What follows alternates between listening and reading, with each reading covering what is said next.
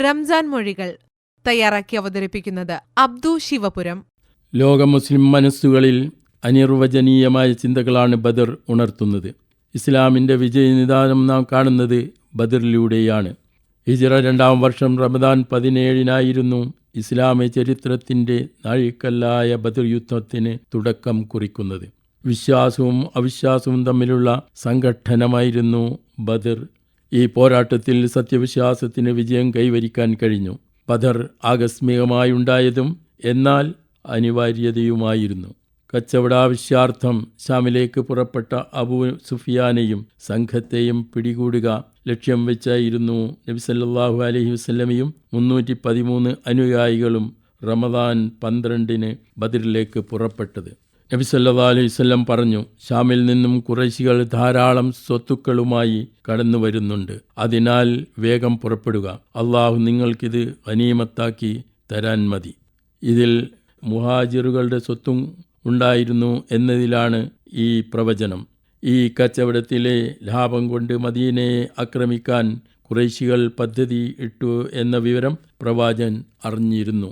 പ്രവാചകനും അനുചരന്മാരും ബദർ യുദ്ധത്തിനായി തയ്യാറെടുക്കുകയുണ്ടായി. മിസ്അബ് ഉമൈർ റളിയല്ലാഹുവിന് വെള്ളക്കൊടിയും അലിബിന് Abu Talib, Saad bin Muadh എന്നിവരുടെ കയ്യിൽ കറുത്ത കൊടിയും നൽകുകയുണ്ടായി.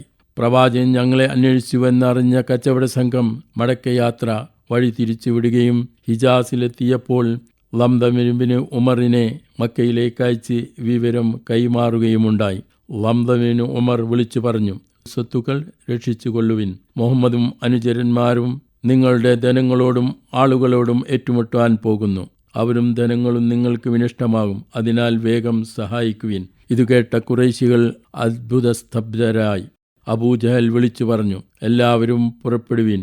അഥവാ ആരെങ്കിലും പുറപ്പെടാതിരിക്കുകയാണെങ്കിൽ പകരം ആളെ അയക്കണം. ബഹുഭൂരിപക്ഷം ആളുകളും കേട്ടയുടൻ യുദ്ധത്തിന് തയ്യാറായി. ഹുജ്നത്ത് എന്ന സ്ഥലത്തെത്തിയപ്പോൾ അബൂ സുഫിയാൻ രക്ഷപ്പെട്ടുവെന്ന് ഖുറൈശികൾക്ക് വിവരം ലഭിച്ചു. തുടർന്ന് 100ഓളം പേർ പിൻവാങ്ങിയെങ്കിലും അബൂജഹലും സംഘവും യാത്ര തുടർന്നു.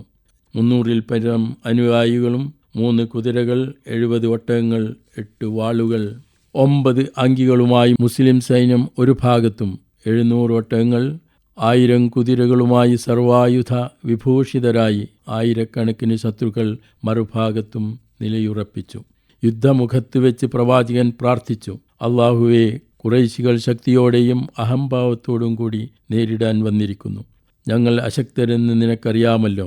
എന്നോട് വാഗ്ദാനം ചെയ്ത സഹായം ഞാൻ ആഗ്രഹിക്കുന്നു.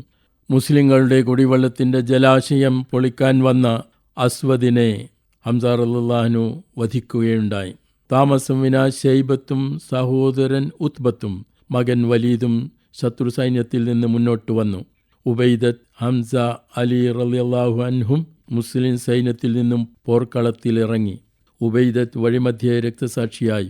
യുദ്ധം കൊടുമ്പിരിക്കൊള്ളവേ പ്രവാചകന്റെ പ്രാർത്ഥനാഫലമായി അള്ളാഹു മാലാഖമാരെ അയച്ചു സഹായിച്ചു. വിശ്വാസവും അവിശ്വാസവും തമ്മിൽ ഏറ്റുമുട്ടിയപ്പോൾ വിശ്വാസം വിജയിച്ചു.